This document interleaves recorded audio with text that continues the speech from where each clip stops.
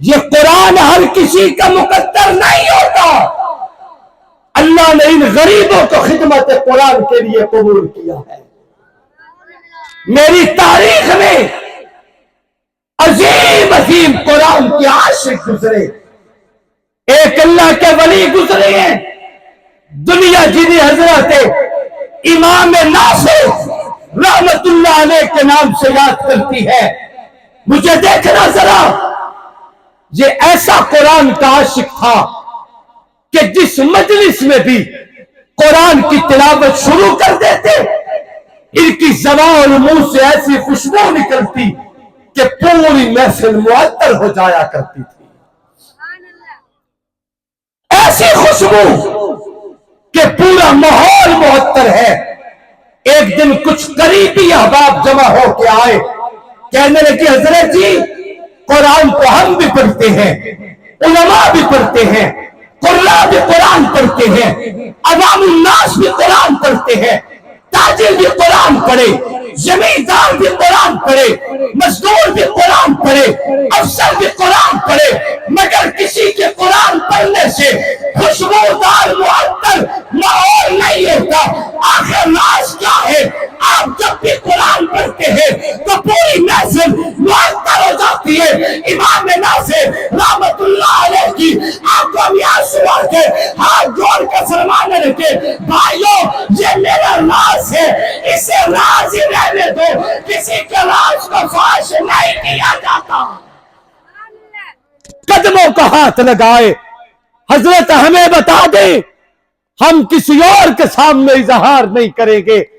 اب امام ناصر نے جو جملے کہے اسے دل کی تختیوں پہ لکھو طلب جاؤ گے.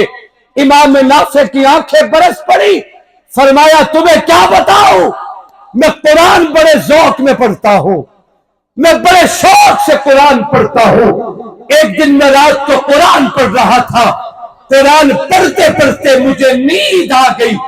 ایسے نیند جو آئی نگاہ بند گئی، اللہ نے خواب میں مصطفیٰ کا دیدار کروا دیا. میرے محبوب علیہ السلام نے فرمایا عالم رؤیا میں ناصر جب تو قرآن پڑھتا ہے مجھے بڑا پیارا لگتا ہے، جب تو قرآن پڑھتا ہے میرے رب کو بڑا پیارا لگتا ہے. ناصر ذرا قرآن پڑھ، میں محمد تیرے قرآن کو سننا چاہتا ہوں. قرآن سنا. امام ناصر کہتے ہیں میرے خواب کی حالت میں اللہ کے نبی کو قرآن سنانا شروع کیا. میں قرآن پڑھتا جا رہا ہوں، میری آقا جھوم جھوم کے میرے قرآن کی تلاوت کے سماعت فرماتے ہیں.